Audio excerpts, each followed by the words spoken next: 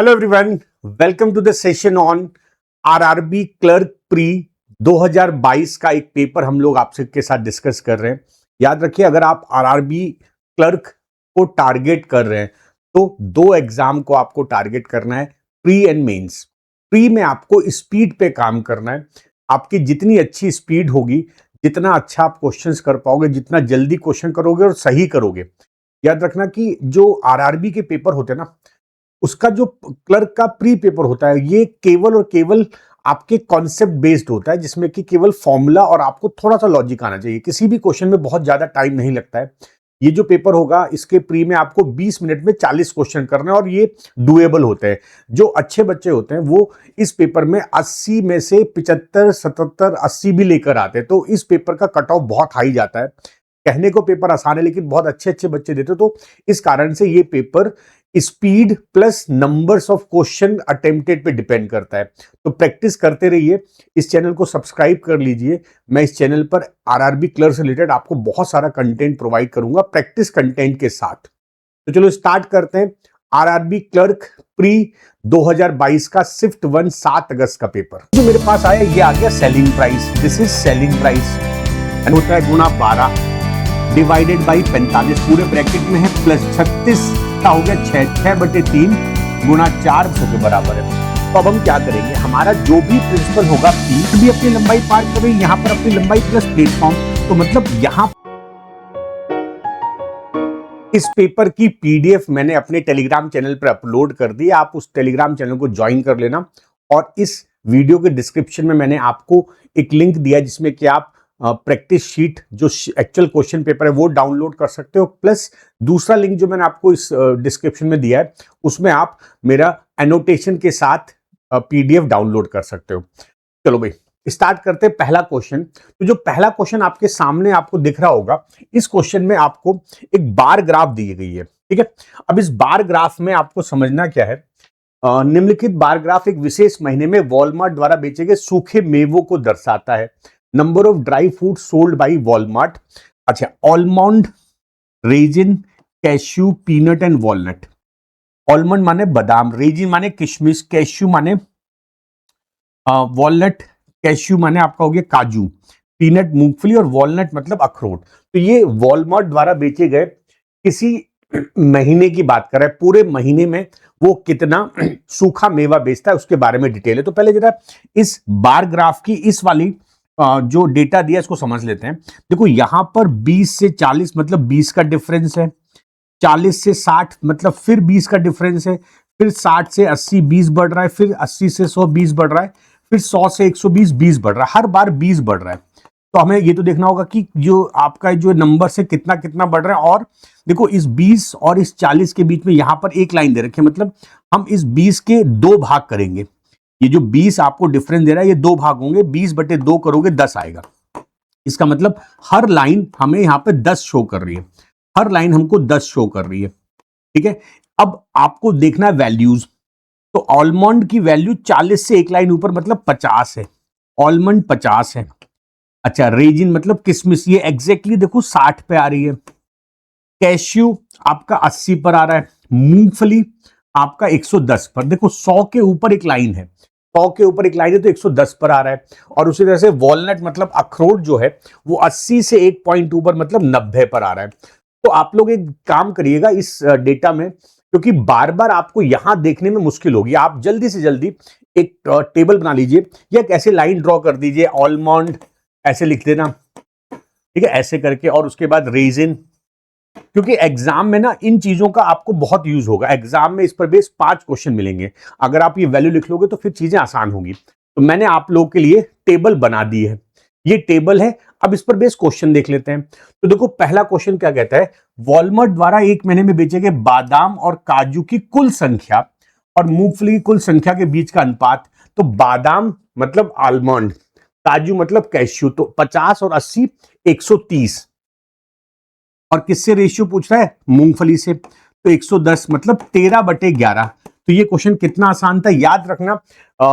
RRB का जो paper होगा उसमें 80% क्वेश्चन मतलब करीब करीब 30 से 32 क्वेश्चन आप 20-20 सेकंड में कर लोगे। स्पीड का ध्यान रखना, गलतियां कम से कम करना है, क्योंकि कट ऑफ बहुत हाई जाता है। आपको बहुत ढंग से मेहनत करनी है। मैं लगातार आपके साथ ऐसी क्लासेस लेता रहूंगा और प्रैक्टिस सेशन भी लेके आऊंगा। अगला क्वेश्चन देखते हैं। एक विशेष महीने में वॉलमार्ट द्वारा बेचे गए सूखे मेवों की कुल संख्या क्या है? मतलब ये सारा जोड़ना है आपको, तो जोड़ लो। 0, 9 1 10 8 18 6 24 5 29 2 1 3 390 विल बी द आंसर। इस क्वेश्चन का आंसर होगा फर्स्ट ऑप्शन। इस क्वेश्चन का आंसर होगा 390। ठीक है, अगला क्वेश्चन देख लेते हैं। वॉलमार्ट द्वारा एक साथ बेचे गए मूंगफली और अखरोट की कुल संख्या, तो मूंगफली मतलब पीनट्स और अखरोट मतलब वॉलनट, इन दोनों की कुल संख्या हो गई 200। और किशमिश और काजू, किशमिश और काजू मतलब 6, 60 और 80 मतलब 140। तो इनका डिफरेंस पूछ रहा है आपसे। इनका डिफरेंस कितना हो गया? 60। Fifth will be the correct answer. इस क्वेश्चन का आंसर हो जाएगा फिफ्थ ऑप्शन। तो कितना आसान सा क्वेश्चन है आपके सामने। ठीक है, आंसर विल बी 60। अगला क्वेश्चन। एक विशेष महीने में वॉलमार्ट द्वारा बेचे गए सूखे मेवों की औसत संख्या क्या है? आपको अगर याद हो, दूसरे क्वेश्चन में हमने इनका योग किया था 390 और 5 वैल्यू है, तो औसत पूछा है, तो 5 से डिवाइड कर दो। 5 सत्ते 35, 5 अट्ठे 40, 78। Fourth will be the correct answer. Right, अगला क्वेश्चन देखो। वॉलमार्ट द्वारा बेचे गए अखरोट की कुल संख्या बेचे गए बादाम की कुल संख्या से कितने प्रतिशत अधिक है? तो अखरोट कितने बेचे हैं बच्चे इन्होंने? 90। अखरोट बिके हैं 90 और बादाम बिके हैं 50। तो ये क्वेश्चन कहना चाह रहा है कि भाई 90 का मान 50 से, इससे, जिससे बोलता है वो नीचे आता है। और अच्छा, एक काम और क्या करो, देखो ये जीरो कट रहा है। जब भी परसेंटेज मोर पूछ रहा है, लेस पूछ रहा है, परसेंटेज पूछ रहा है, तो आप बराबर से वैल्यू काट सकते हो। तो अब हमारा क्वेश्चन ये बन गया कि 9 का मान 5 से कितने प्रतिशत ज्यादा है? तो ज्यादा पूछ रहा है, तो 9 5 से ज्यादा है 4, और किससे पूछ रहा है? 5 से, गुना 100। तो ये हो जाएगा 5 से 20 बार, ये हो गया 80%। ठीक है, गलती नहीं करनी है आपको, इतना कॉन्सेप्ट क्लियर कर लेना, इतनी मेहनत कर लेनी है इन क्वेश्चंस में कि आप देखो और आपका आंसर आना शुरू हो जाए। तो पहला सेट हमें दिखा, पहला सेट बहुत आसान था। और एक बात तो ध्यान रखिएगा, जितने बच्चे भी आरआरबी क्लर्क को टारगेट कर रहे हैं, जैसे एडवांस एग्जाम होते हैं, आरआरबी पीओ होता है, या आईबीपीएस पीओ, या आईबीपीएस क्लर्क, या एसबीआई पीओ, या एसबीआई क्लर्क, उन पेपर्स में हमको क्वेश्चन को सेलेक्ट करना पड़ता है कि कौन सा करें कौन सा नहीं करें, क्योंकि कुछ चीजें हमें छोड़नी पड़ती है एडवांस पेपर में। लेकिन आरआरबी क्लर्क के पेपर में आप एक तरफ से स्टार्ट कर देना, 20 मिनट में आपको मौका ही नहीं मिलेगा किसी क्वेश्चन में दोबारा आने का, और सब क्वेश्चन बहुत आसान होंगे। अभी आप पूरा पेपर देखोगे, तो जैसे ही आप पेपर देखना स्टार्ट करते हो, सिलेक्शन मत करो, जो सामने उसको करो, नहीं होता है छोड़ो, आगे बढ़ जाओ। वैसे तो अगर आपने 4-5 महीने ढंग से पढ़ाई की होगी ना, तो ऐसा कोई क्वेश्चन होगा ही नहीं जो आपसे नहीं होता होगा। बस अपने जहां पर गलतियां होती है उनको सुधारिए और उन पे काम करिए। अगला क्वेश्चन। अब ये क्वेश्चन एवरेज का है। The average of 5 number is 28। If the average of first 3 number is 18, then find the average of remaining number. तो देखो बच्चा क्या करेंगे, 28 एवरेज है 5 नंबर का, ये तो मेरे पास सम आ गया उन 5 नंबरों का, और अगले 3 नंबर 18 एवरेज है, ये हो गया 54। अब ये जो 140 आया ना, ये सभी पांचों नंबर का योग है। ये जो 54 आया, ये उन 3 नंबर का सम है, पहले 3 नंबर का। अगर मैं इनको घटा देता हूं, तो मेरे पास ये 2 नंबर का सम आएगा। 10 में से 4 गया 6, 13 में से 5 गया 8। ठीक है, ये मेरे पास आ गया उन 2 नंबर का सम जो आखिरी के 2 नंबर हैं, और मुझे उनका औसत पूछ रहा है, तो 2 से डिवाइड कर दो, 43। Answer will be fifth option. इस क्वेश्चन का आंसर हो जाएगा 5वां option. Answer will be fifth option. अगला क्वेश्चन देख लेते हैं। Radha bought an article at ₹100। If she gave 25% discount, she still manage to earn 12.5% of the profit. Find the mark price of the article. अच्छा देखो, ये जो 100 रुपए है ना, ये क्या है इसका? ये इसका कॉस्ट प्राइस है। तो अगर कॉस्ट प्राइस पर राधा को प्रॉफिट हो रहा है 12.5, तो हम जानते हैं 12.5 का फ्रैक्शन वैल्यू होती है 1/8। अगर तुमको फ्रैक्शन वैल्यू नहीं पता है, तो बच्चा पढ़ाई शुरू कर दो, अभी बहुत टाइम है एग्जाम में। तो ये जो मेरे पास आया, ये आ गया selling price. This is selling price, है ना। 100 रुपए एमआरपी, 1 + 1/8, क्योंकि उसको 12.5 का लाभ हुआ है। अच्छा, ये मेरी सेलिंग प्राइस आ गई। अब this is equal to selling price और किसके बराबर होती है? MRP 1 minus discount. Discount percent है 25, इसका फ्रैक्शन वैल्यू कर लो 1/4, तो इसको सॉल्व करो, आपका एमआरपी आ जाएगा। तो यहां पर ध्यान रखना, सेलिंग प्राइस का जो फॉर्मूला होता है ना, वो बड़ा इंपॉर्टेंट फॉर्मूला है। कुछ चीजें आपको तैयार रखनी है। देखो यहां पर जो मैंने कॉन्सेप्ट यूज किया वो किया, एसपी बराबर CP 1 plus profit percent by 100 बराबर MRP 1 minus discount percent by 100। और इसको हम फ्रैक्शन वैल्यू भी तो बना सकते हैं, 1 plus fraction value of profit बराबर MRP 1 minus fraction value of discount. आप ये भी कर सकते हो। तो ये चीज आपको ढंग से पता होनी चाहिए, क्योंकि अगर आपको देखो इन क्वेश्चन में आपको रुकना नहीं है, ये क्वेश्चन रुकने वाले नहीं है, प्रैक्टिस करते रहिए। अगर आप रुको तो मतलब आपका टाइम निकल गया, फिर क्वेश्चन आपके कुछ रह जाएंगे। अब देखो यहां पर ये हो गया 100 गुना 9/8 बराबर एमआरपी गुना 3/4। अब आप क्या करोगे, 4 से इसको 2 बार काटोगे, 3 से इसको 3 बार, और ये 2 से 50 बार, तो 50 या 15, एमआरपी कितनी हो गई? एमआरपी हो गई 150। सॉल्यूशन केवल और केवल 30 सेकंड में हो जाएगा। मतलब इन पेपर का 30 second is the best time. In questions को सॉल्व करने का सबसे अच्छा टाइम है 30 सेकंड। इससे ज्यादा अगर आपको टाइम लग रहा है, मतलब आपकी प्रैक्टिस कम है। इस चैनल पे लगातार बने रहिए, मैं लगातार आपको कुछ अच्छा कंटेंट देता रहूंगा कि आपकी प्रैक्टिस होती रहेगी। अगला क्वेश्चन। अच्छा, ए और बी की वर्तमान आयु का अनुपात 7:11 है। 10 वर्ष बाद उनकी आयु का अनुपात 13:19 होगा, तो बी की वर्तमान आयु ज्ञात करना है। तो देखो बच्चा, इस क्वेश्चन को करने का एक शॉर्टकट है। इस क्वेश्चन को करने का एक बहुत प्यारा सा शॉर्टकट है। क्या शॉर्टकट होगा कि भाई मुझे ए का रेशियो और बी का रेशियो दे रखा है 7:11। 11 का जो मान है ना, 11 का जो मान है वो मुझे पूछ रहा है कि बी की वर्तमान आयु। तो इसका मतलब मेरा आंसर 11 का मल्टीपल जरूर होगा। क्या 52 मल्टीपल है? नहीं है। क्या 76 मल्टीपल है? नहीं है। क्या 66 मल्टीपल है? क्या 42 मल्टीपल है? नहीं है। अब आप सोचोगे कि सर यहां पर नन ऑफ दीज भी तो एक ऑप्शन है। सही है, इस पेपर में आप ये रिस्क ले सकते थे कि भाई 66 मार्क कर सकते हैं, आप आंसर मार्क कर दो 66। अच्छा, अब आपके पास अगर टाइम बच रहा है, आपको लग रहा है यार 5 सेकंड में आपने ये सोच डेवलप कर ली कि यार 11 का मल्टीपल पूछ रहा है, केवल एक ऑप्शन है, तो जब आपने डिसाइड कर लिया तो एक बार चेक कर लेते हैं। अगर बी की उम्र 66 होती तो 11 है रेशियो, ये 7 है ना। मैंने मान लिया कि भाई मेरा आंसर ये है। चेक कर लो, 10 सेकंड लगेंगे। 11 में हमने कितना गुना करेंगे? हम करेंगे 6, तो यहां भी 6 से गुना कर लो।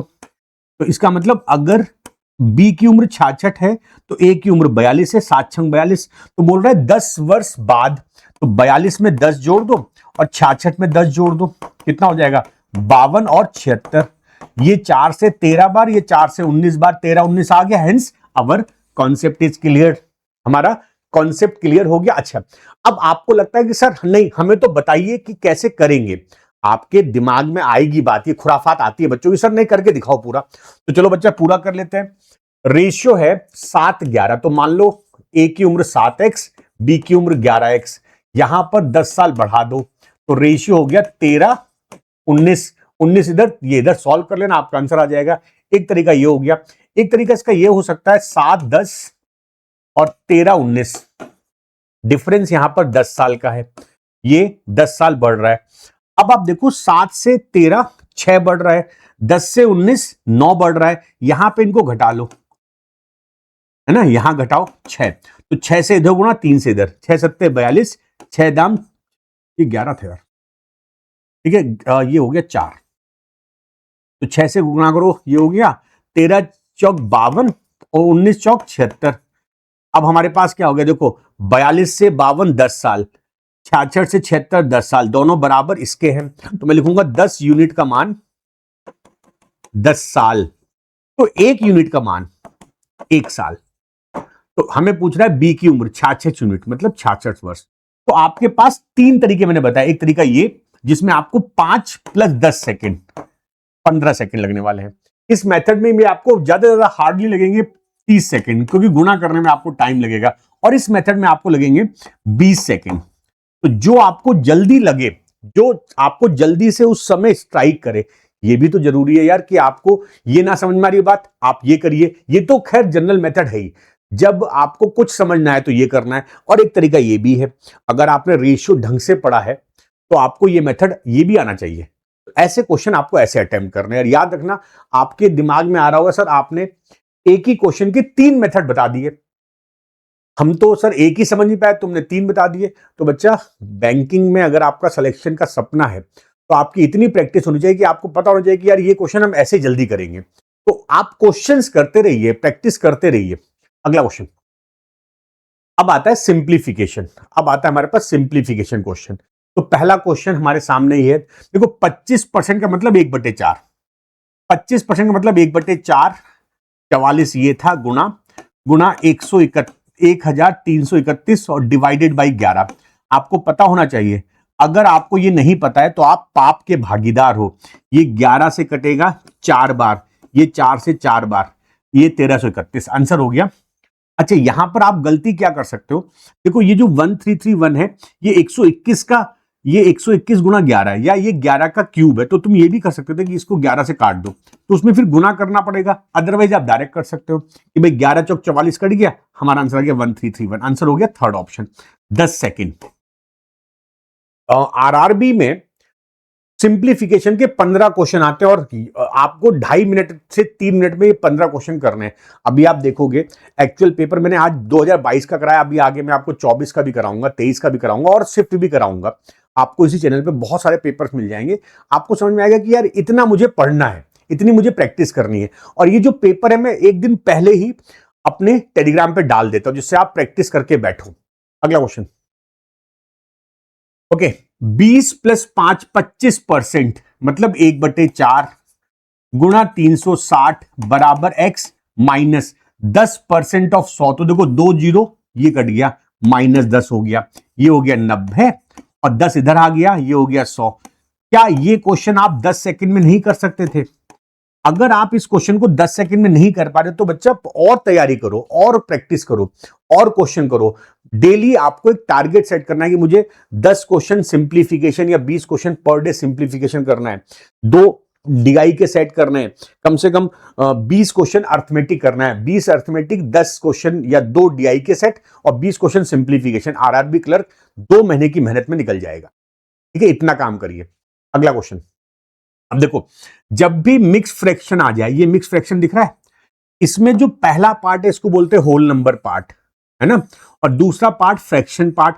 इसका होल नंबर पार्ट अलग से जोड़ो घटा लो और होल फ्रैक्शन पार्ट अलग कर लो। देखो 7 में से 6 गया 1 + 5 6, ठीक है। 7 में से माइनस का 6 1, 1 में 5 जोड़ो 6 और बचा क्या 1/2 माइनस 3/4 प्लस 1/4। ये मुझे निकालना है। ठीक है बच्चा, ये हो गया 6 प्लस यहां पर ले लो आप 4 एलसीएम, 2 - 3 + 1। अब देखो 2 + 1 3 - 3 ये हो गया पूरा 0 0, मतलब ये वैल्यू का इफेक्ट खत्म। एक्स का मान हो गया 6। Answer is third option. ये भी 15 सेकंड का क्वेश्चन था। This is also a 15 second question. अगला क्वेश्चन देखते हैं। अब देखो 676 ये 26 का वर्ग होता है, 576 24 का वर्ग होता है और ये 25 हो गया इंटू एक्स। तो 26 24 50/25, एक्स का मान आ गया 2। क्या ये क्वेश्चन आप 10 सेकंड में नहीं कर सकते? तो मुझे बताइए कि आप में से कितने बच्चे इस पेपर में हर क्वेश्चन को, मतलब कितने क्वेश्चन आप कर पाए। तो जो मैं टेलीग्राम पे पीडीएफ क्वेश्चन पेपर का अपलोड करता हूं, पहले उसको पेपर को करके आया करो। मैं हर हफ्ते 2 या 3 पेपर अपलोड कर दिया करूंगा। तो एक दिन पहले मैं टेलीग्राम पे पीडीएफ अपलोड करूंगा, तो आप उस पीडीएफ को देख कर आओ और देखो कि मैं जिस तरह से करा रहा हूं क्या आप उस स्पीड को पकड़ पाते हो। और जरूरी है बच्चा पकड़ना ये चीजें। अब देखो यहां पर 225 15 का वर्गमूल होता है गुणा 12 डिवाइडेड बाई 45 पूरे ब्रैकेट में है प्लस 95 बराबर एक्स। तो 5 से 15 से 3 बार, 3 से 4 बार, 95 + 4 99। एक्स का मान हो गया 99, सेकेंड ऑप्शन। ठीक है, 10 सेकंड का क्वेश्चन था। कितना आसान हो गया ना, कितना आसान हो गया क्वेश्चन। अगला क्वेश्चन देख लेते हैं। यस, थोड़ा गुना भाग है इस क्वेश्चन में। देखो 80 में से 75 गया 5, 15 पंजे 75 और ये डिवाइड में 25 है। तो सबसे पहले ब्रैकेट पकड़ो, ये ब्रैकेट है, सबसे पहले इसको पकड़ो।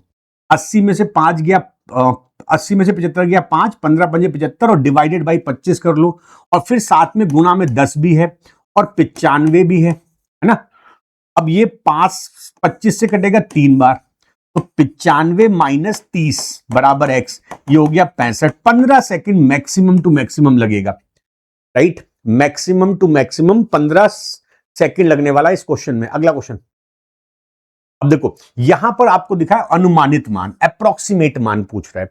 ऐसे क्वेश्चन में अप्रोक्सीमेट मान करने के लिए बस ध्यान रखना, अगर कोई संख्या a 0.5 से ज्यादा है, 0.5 से ज्यादा है, तो आप यहां पर 1 जोड़ोगे, और अगर a 0.49 है मतलब 5 से कम है, तो इसका कोई इफेक्ट नहीं होगा। बस ये ध्यान रखना, 0.5 या 0.5 से बड़ा तो पिछले नंबर में 1 जोड़ दो, मतलब पिछले नंबर इसमें 87 है ना, तो यहां पर 1 जोड़ दो।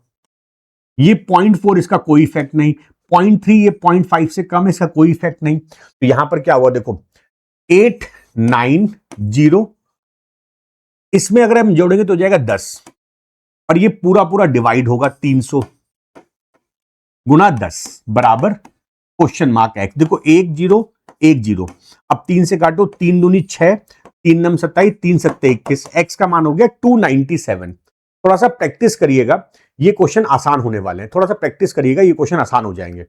आप लोग मेरी बात समझ रहे हैं ना।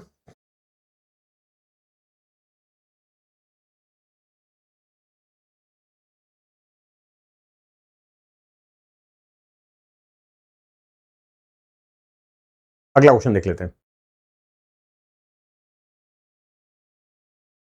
अगला क्वेश्चन, नाउ देखो यहां पर डिवाइड है, तो डिवाइड पहले करेंगे।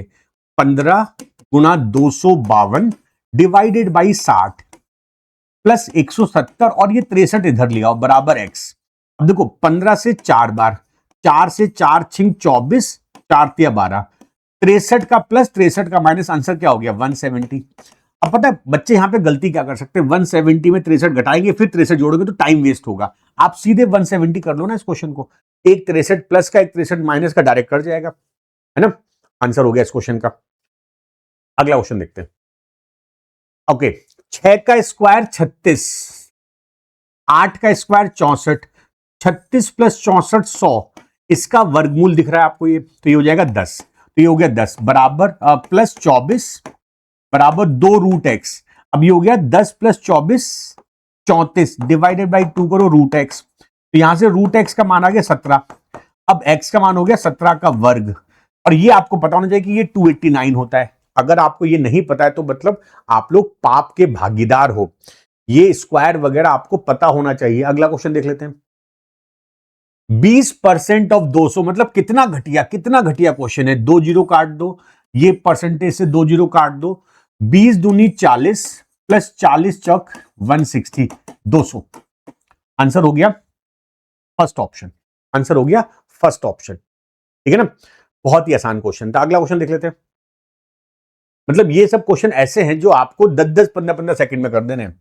अब देखो यहां पे आपको थोड़ा सा प्रॉब्लम आएगी, ये परसेंटेज से ये काट दो, ये परसेंटेज है डिवाइड बाई 100 होगा, तो ये जाएगा 32 गुना 2 गुना 53 बटे 100 ऑफ x बराबर 6784। तो x का मान देखो क्या हो जाएगा 6784, ये 100 नीचे वाला ऊपर आएगा, और ये 32 2 53 नीचे, 32 गुना 2 गुना 53। अब यहां पर ना थोड़ा सा डिवाइड में आपको थोड़ा सा मेहनत करनी है। डिवाइड का क्वेश्चन है तो आपको थोड़ा मेहनत करनी है, काटने में टाइम लगेगा। देखो अभी तक जितने भी क्वेश्चन किए उसमें बहुत ज्यादा कैलकुलेशन नहीं आई, एक इस क्वेश्चन में आपको थोड़ा सा टाइम लगेगा काटने में। तो पहले काम करते हैं 8 से काटते हैं, 8 से 4 बार, 8 अट्टे 64, 8 चौक 32, 8 अट्टे 64, फिर 8 से काट दो, 8 ही कम 8, 8 छिंग 48, 8 छिंग 48, और ये कट गया 53 2 बार, तो 200। तो ये काटना भी आपकी इंपॉर्टेंट एक कला है इस क्वेश्चन में, इसमें काटना भी आने चाहिए। इस क्वेश्चन का आंसर क्या होगा, नन ऑफ दीज। अब यहां पर बच्चों को प्रॉब्लम होती है, देखो एक ये क्वेश्चन ऐसा जहां पर आपको लगेगा कि यार तुमसे गलती तो नहीं हुई, तुम रीचेक करोगे। मैं जानता हूं हर बच्चा इस क्वेश्चन को रीचेक करेगा, मेरा नन ऑफ दीज आ रहा है, शायद मुझसे कोई गलती हुई है, नहीं हुई है। ये क्वेश्चन में आंसर 200 ही आएगा, और यही चीजें जो टाइम खराब करती है। अब यहां पर आप एक मेरा गुरु मंत्र ले लो।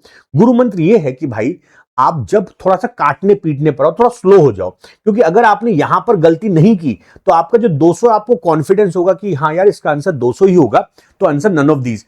ज्यादातर बच्चे 200 आने पर अपने को रीचेक करेंगे कि क्या कोई गलती तो नहीं होगी हमसे, है ना। आप लोग यही तो सोचोगे कि कोई गलती तो नहीं हुई है, कोई गलती नहीं है, इसका आंसर 200 ही होगा। अगला क्वेश्चन देखो बच्चा लोग, 62.5% आपको पता होना चाहिए, ये होता है 5/8 गुणा 128 प्लस 36 का हो गया 6/3 गुणा 4 बराबर x प्लस 10।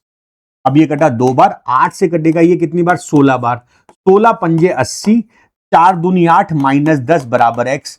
x का मान हो गया 78। अब देखो एक पिछले क्वेश्चन को छोड़ दो तो बाकी सब क्वेश्चन में आपको बहुत ज्यादा कैलकुलेशन करने की जरूरत नहीं पड़ी।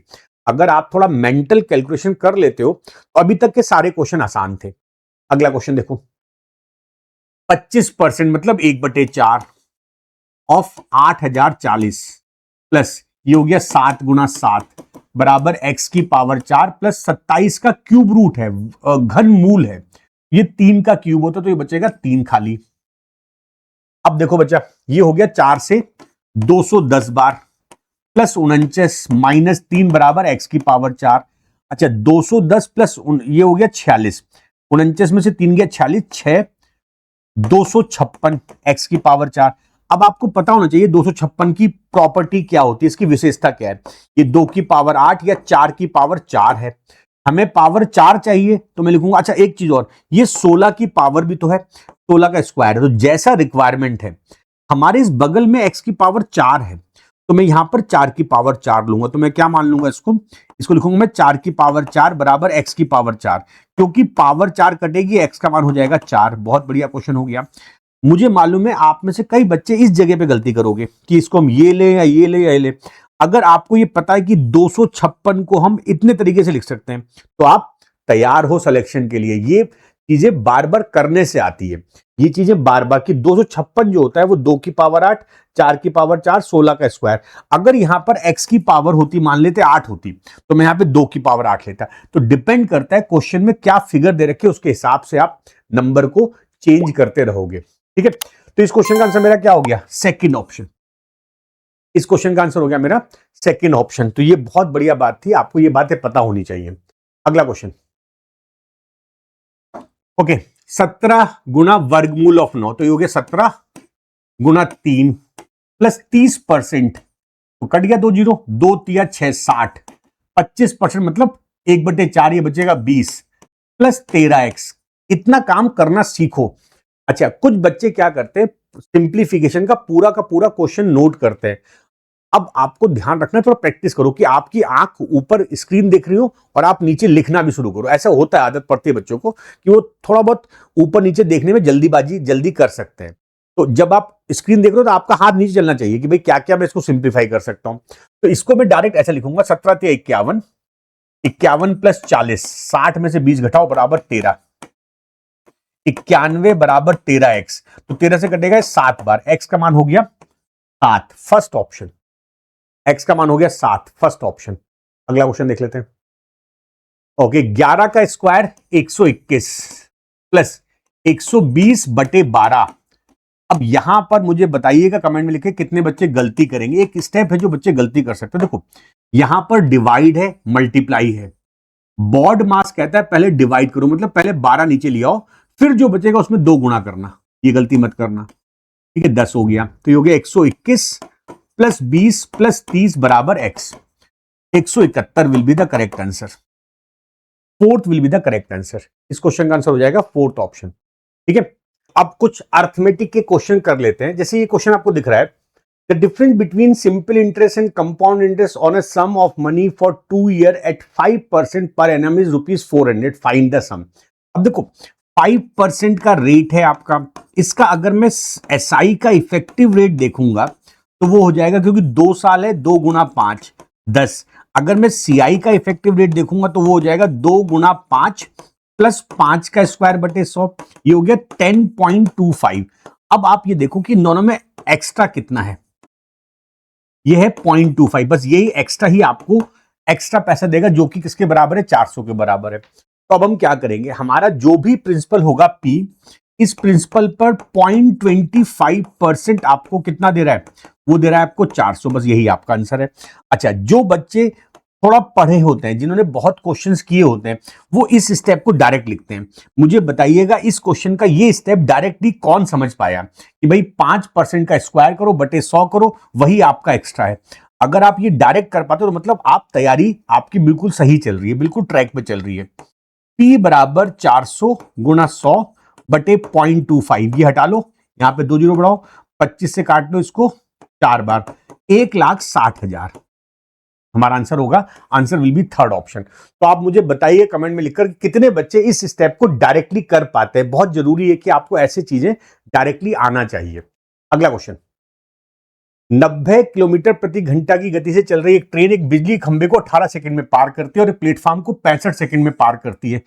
प्लेटफॉर्म की लंबाई, अब यहां पर ना बच्चे लोग करते क्या है, बहुत कॉम्प्लिकेटेड सिचुएशन बना लेते हैं, है ना। अब जरा ध्यान समझना, एक ट्रेन है, वो एक खंबे को पार करती है, वही ट्रेन एक प्लेटफॉर्म को पार करती है। देखो बड़ा दिमाग लगाने वाला क्वेश्चन है, इसमें लगते हैं 18 सेकंड और यहां लगते हैं उसको 65 सेकंड। तो जुगाड़ बच्चा यहां पर यह होगा कि भाई ये ट्रेन यहां पर भी अपनी लंबाई पार कर रही है, यहां पर अपनी लंबाई प्लस प्लेटफॉर्म, तो मतलब यहां पर 18 सेकंड लगते हैं। तो मैं कह सकता हूं कि ट्रेन को अपनी लंबाई पार करने में 18, अपनी लंबाई प्लस प्लेटफॉर्म की लंबाई पार करने में 65, इन दोनों का अंतर कितना है, 47 सेकंड। इसका मतलब ये ट्रेन इस प्लेटफॉर्म को, अगर ट्रेन की हम हटा दें लंबाई, तो प्लेटफॉर्म की लंबाई को 47 सेकंड में पार करती है। तो प्लेटफॉर्म की लेंथ हो जाएगी टाइम 47 और स्पीड 90 गुणा 5/18 25, तो 47 गुणा 25, ये आपका आंसर हो जाएगा। 25 सत्ते 175, 17 25 चौके 1175 मीटर। ये अप्रोच बहुत जरूरी है समझना, क्योंकि वो ट्रेन 18 सेकंड में अपनी लंबाई पार कर रही है और 65 सेकंड में अपनी प्लस प्लेटफॉर्म की लंबाई पार कर रही है। इसका मतलब वो ट्रेन जो है, वो जो ट्रेन की हम बात कर रहे हैं, वो ट्रेन 47 सेकंड में 90 की स्पीड से प्लेटफॉर्म पार करती है, तो प्लेटफॉर्म की लंबाई डायरेक्ट आ जाएगी। तो ये जो मैंने येलो से किया, यही काम की स्टेप है और यही चीज आपको सिलेक्शन के और पास लेके आती है। मतलब पिछला क्वेश्चन और इन क्वेश्चन में ये शॉर्टकट अगर आपको पता तो आप बाकी बच्चों से बहुत आगे चले जाओगे। अगला क्वेश्चन, एक आयत की लंबाई और चौड़ाई का अनुपात क्रमशः 7:3 है।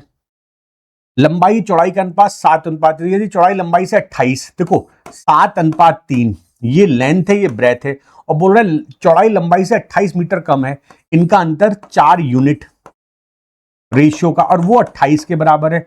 1 यूनिट का मान हो गया 7 मीटर। तो बोल रहा है आयत की परिधि, तो अगर आयत की परिधि पूछ रहा है तो पहले मुझे लंबाई चाहिए, लंबाई है 7 यूनिट, तो लेंथ हो गई हमारी 7 यूनिट 49 मीटर, और ब्रेथ हो गई हमारी कितनी, ब्रेथ हो गई 3 यूनिट मतलब 21 मीटर।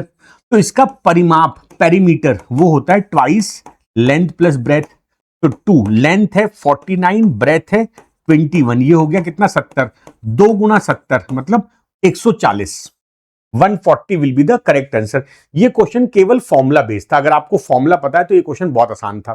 ठीक है, अब अगला क्वेश्चन देख लेते हैं अरिथमेटिक का। अमन और रवि ने 2 वर्ष की अवधि के लिए 24,000 और 8,000 रुपए का निवेश किया। 2 लोगों ने निवेश किया और 2 वर्ष बाद उन्हें 48,000 रुपए कमाए। इस कमाई में से अमन और रवि का हिस्सा क्या होगा। तो मैंने बोला था ना कि आरआरबी क्लर्क का जो क्वेश्चंस होते हैं वो बिल्कुल डायरेक्ट क्वेश्चन होते हैं, इसमें बहुत ज्यादा आपको सेकंड या थर्ड कॉन्सेप्ट नहीं लगाना है, फर्स्ट कॉन्सेप्ट में क्वेश्चन आ जाएगा।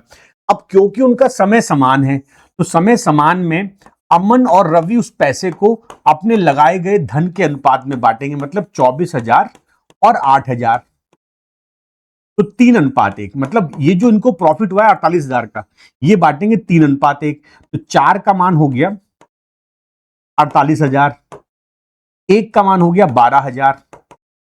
तो अगर 1 का मान 12,000 हो गया तो मेरे पास अमन का हिस्सा है 3 यूनिट, तो 3 यूनिट जो कि अमन का मान है 36,000, और 1 यूनिट जो कि किसका मान है रवि का, वो हो गया 12,000।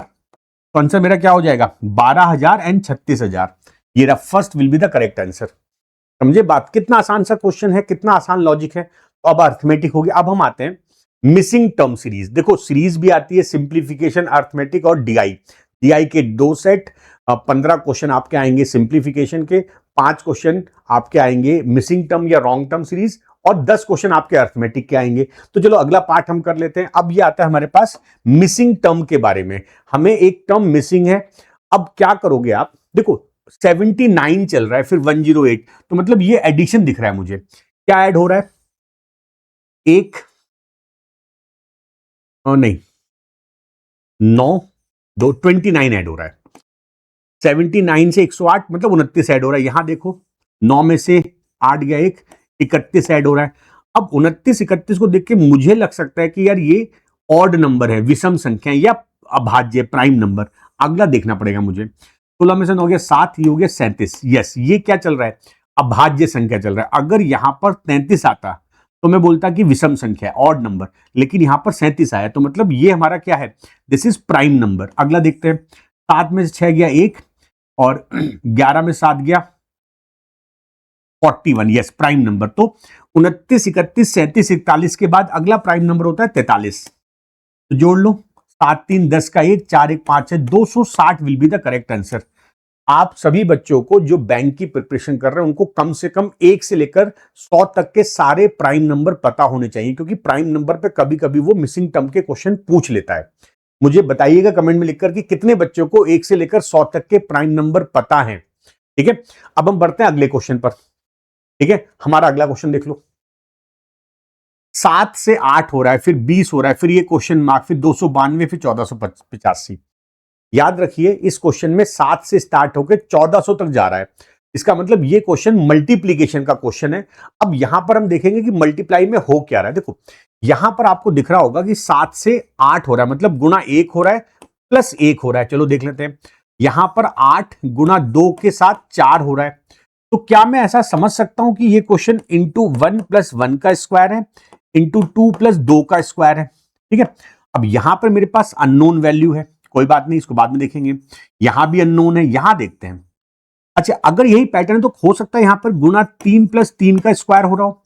तो 20 दिया 60 plus 9 69 may be a possible answer. अगला चेक कर लो, गुना 4 प्लस 4 का स्क्वायर, तो 9 चौक 36 का 3, 4 6 24, 276 प्लस 16, 6 6 12, 7 1 8 1, 292। हेंस हमारा ये पैटर्न सही बन गया। ऐसे प्रश्नों में जब आप दो क्वेश्चन, दो वैल्यू देखकर ये 69 लगा देते हो, भाई ज्यादातर बच्चे यहां पर 69 लगा के आगे बढ़ जाएंगे, बट कभी कभी छोटी छोटी बातें भी गलती कर जाती है। आप एक वैल्यू और चेक कर लो। मैंने देखा कि यार 69 के आगे बढ़ेंगे तो मेरे पास 292 आ रहा है, जो कि ये सही है, तो मेरा आंसर 69 हो गया। अब मुझे चेक करने की जरूरत नहीं है, मुझे अब चेक करने की जरूरत नहीं, मेरा काम हो गया यहां तक। तो ये चीजें आपको ध्यान रखनी है। अगला क्वेश्चन देख लेते हैं। ठीक है, नेक्स्ट क्वेश्चन। अब यहां पर क्या हो रहा है, यहां पर आपको क्या दिख रहा होगा, देखो 11 से 73 जा रहा है और सब बढ़ रहा है, तो एडिशन का क्वेश्चन होगा, आसान सा क्वेश्चन हो सकता है ये।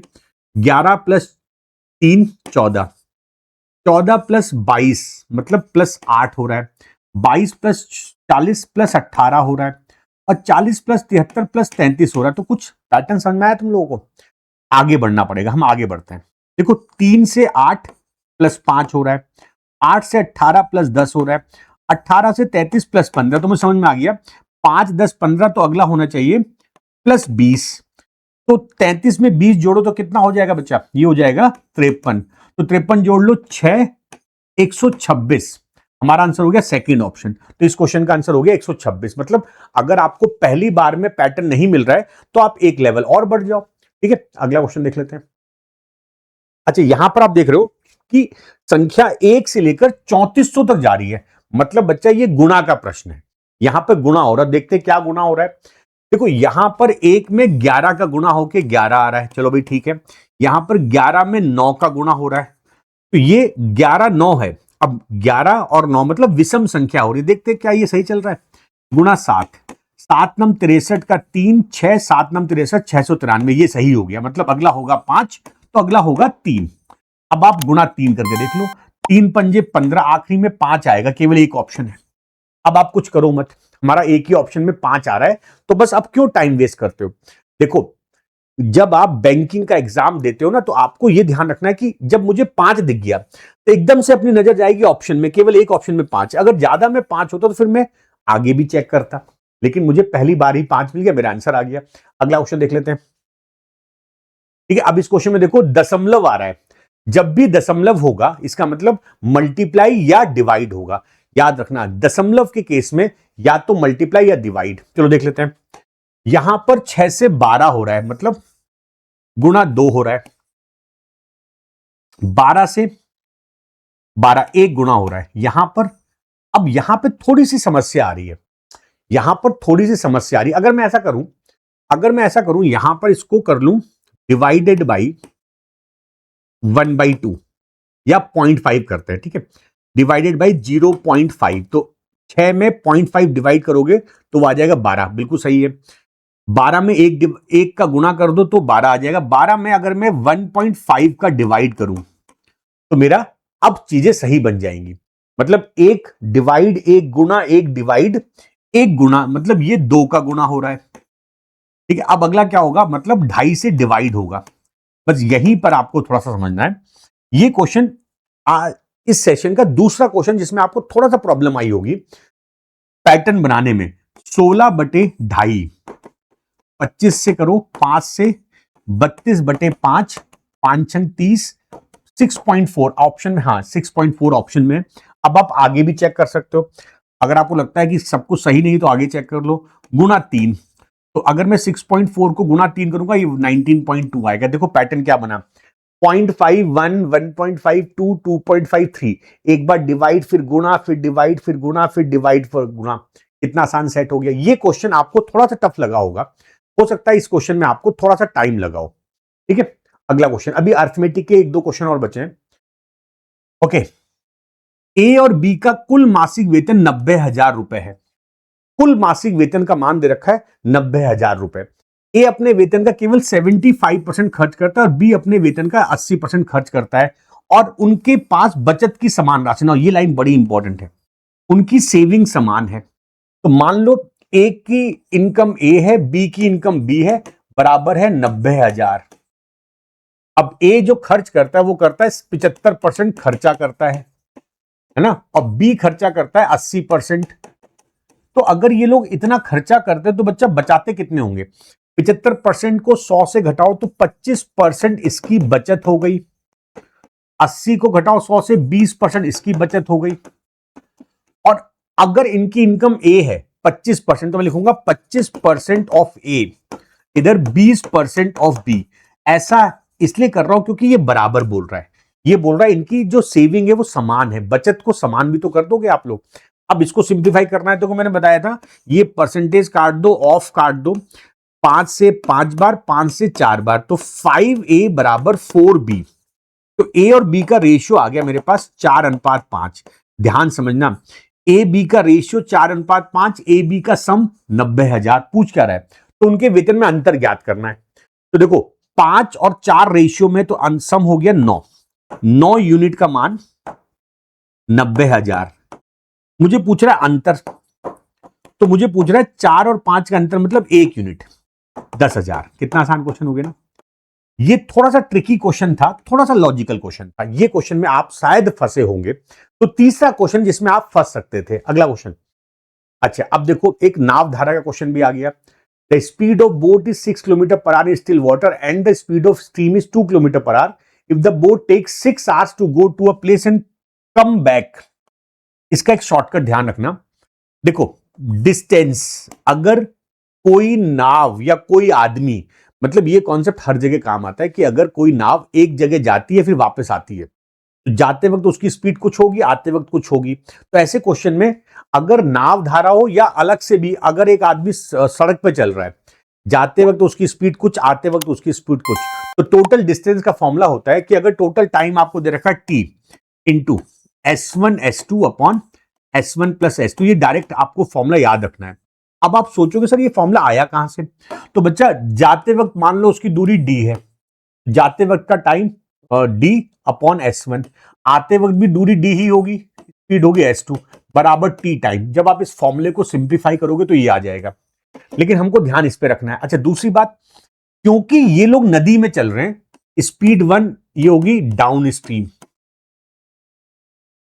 नदी के धारा के अनुकूल। S2 हो गई अप स्ट्रीम, नदी की धारा के अगेंस्ट। अब यार एक बात समझो, जाते वक्त अगर वो डाउन स्ट्रीम है तो आते वक्त अप स्ट्रीम होगा, या आते वक्त अप स्ट्रीम है तो जाते वक्त डाउन स्ट्रीम, तो दोनों में कोई फर्क नहीं पड़ता, आप किसी को भी डाउन किसी को भी अप ले सकते हो।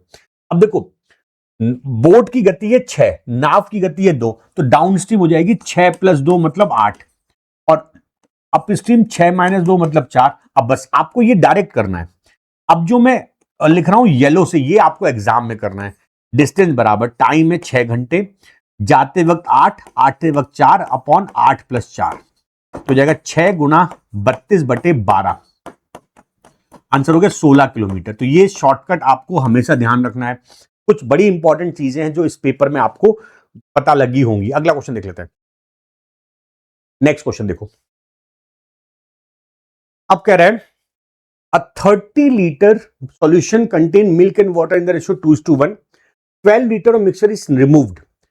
सभी बच्चे ध्यान दें कि अगर एक घोल में 30 लीटर के घोल में दूध और पानी का अनुपात 2 अनुपात है कि 12 लीटर मिश्रण निकाल दिया जाता है, तो बच्चा ध्यान रखिए, अगर आप 30 में से 12 निकाल रहे हो तो उसका रेशियो चेंज नहीं होगा। रेशियो तब चेंज होता है जब आप कुछ डालते हो। तो 30 में से तुमने 12 निकाल लिया, बचा कितना? 18। 18 में मिल्क वाटर का रेशियो कितना है? 2:1। अब आप क्या करो, सिंपल लॉजिक लो रेशियो का, 2 + 1 3, 3 = 18, 1 = 6, तो 2 = 12 लीटर, मतलब दूध है 12 लीटर, पानी है 6 लीटर। ठीक है। अब कह रहा है और शुद्ध दूध से बदल दिया जाता है। बदल दिया जाता है मतलब बदला क्या है? रिप्लेसमेंट। जितना निकाला उतना ही डाला, तो मैंने निकाला कितना था? 12, तो 12 लीटर दूध डाल दिया, तो दूध कितना हो गया? 24 लीटर, और पानी हो गया 6, तो रेशियो हो गया 1:4। कितना आसान क्वेश्चन हो गया ना। तो जरूरी नहीं कि हर क्वेश्चन को आप बहुत कॉम्प्लिकेटेड वे से करो, इस क्वेश्चन को आप ऐसे आसानी से कर सकते थे। ठीक है ना। चलो भाई, आखिरी एक सेट है हमारे पास। ये सेट टेबल का है और बहुत आसान सेट है। देखो, टेबल दे रखी है तो कुछ करना ही नहीं है। दी गई तालिका 3 फूलों गुलाब, लिली और सूरजमुखी को 3 अलग अलग महीनों में बेची गई है। ठीक है। तो रोज, लिली और सनफ्लावर जनवरी, फरवरी, मार्च में बेचे गए, उसका डेटा दे रखा है। आसान सा सेट है, इस पर आप डायरेक्ट क्वेश्चन स्टार्ट करो। पहला क्वेश्चन, यदि मार्च की तुलना में अप्रैल महीने में फूलों की बिक्री में 10% की वृद्धि होती है, तो अप्रैल महीने में बेचे गए फूलों की कुल संख्या ज्ञात कीजिए। मतलब मार्च की तुलना में, तो मार्च की तुलना करो, 80, 120, 70, तो मार्च में टोटल फूल बेचे गए कितने? 270। अब ये बोल रहा है कि अप्रैल में मार्च से 10%, मतलब इस 270 का 10% मतलब 27, इसका 10% होगा 27, जोड़ लो 297, तो अप्रैल में 297 टोटल फूल बेचे गए। Answer will B third option. Answer will B third option. इस क्वेश्चन का आंसर हो जाएगा 297। आसान सा क्वेश्चन था। अगला क्वेश्चन देखते हैं। फरवरी और जनवरी में बेचे गए फूलों के बीच का अंतर क्या है? तो फरवरी के फूल जोड़ लो, देखो 120, 80, 100, 300 माइनस 50, 60, 110, 190, इनका अंतर हो गया 110। First option. डीआई बहुत आसान होती है। जो भी आपको मुझे लगता है प्रॉब्लम आती होगी, थोड़ा बहुत मिसिंग टर्म में 1-2 क्वेश्चन गलत हुए होंगे आपके, और अर्थमेटिक में 1-2 क्वेश्चन में आपको टाइम लग गया होगा। मार्च महीने में बेचे गए फूलों की औसत संख्या क्या है? अगर आपको याद होगा, मार्च में मैंने जोड़ा था 80, 120, 70, 270, इनका औसत पूछ रहा है, डिवाइडेड बाई 3, 90। Fifth option. ठीक है। मार्च में बेचे गए टोटल फूलों का जो योग है वो है 270, उनका एवरेज पूछ रहा है तो डिवाइड कर दो। जनवरी में बेची गई लिली और सूरजमुखी, जनवरी के लिली और सूरजमुखी 140 का, मार्च में बेचे गए गुलाब और लिली, रोज एंड लिली 200, इनका रेशियो पूछ रहा है। तो ये कट गया 7/10, रेशियो हो गया 7/10। Fourth will be the correct answer. इस क्वेश्चन का करेक्ट आंसर हो गया फोर्थ ऑप्शन। ठीक है बच्चा, अगला क्वेश्चन देख लेते हैं। तीनों महीने में बेचे गए लिली के फूलों की संख्या ज्ञात कीजिए। तीनों महीने में बेचे गए लिली के जोड़ लो, 260। कितना घटिया क्वेश्चन है ना, हो गया आपका ये। ओके, तो आज मैंने आपको एक पूरा पेपर डिस्कस करके दिखाया। थोड़ा टाइम ज्यादा लग गया क्योंकि आपको चीजें समझाने में थोड़ा टाइम लगता है, लेकिन याद रखिए ऐसे पेपर जब मैं आपको टेलीग्राम में अपलोड करता हूं तो आप लोग उस पेपर को डाउनलोड करिए और सॉल्व करना स्टार्ट कर दीजिए। कोशिश करिए कि 20 मिनट का टाइम है तो आप 20 minute max to max 25 minute दीजिए और फिर देखिए कि आप कितने क्वेश्चन कर पा रहे हो। और फिर इस वीडियो को देखिए और इस वीडियो के डिस्क्रिप्शन में आपको इस क्लास की जो प्रैक्टिस शीट है, जो ये पेपर है, पूरा पीडीएफ फॉर्मेट में मिल जाएगा। दूसरा, आपको ये जो मैंने लिखा है ना, ये सब लिखे हुए क्वेश्चन भी आपको मिल जाएंगे, मतलब जो मैंने इसमें एनोटेशन किया है। तो इस चैनल के जो इस वीडियो के डिस्क्रिप्शन में आपको सब कुछ मिल जाएगा। याद रखिए, वीडियो को लाइक करना मत भूलिएगा, चैनल को सब्सक्राइब एंड शेयर करना मत भूलिएगा। मिलते हैं अगली क्लास में with some more previous year questions. Thank you.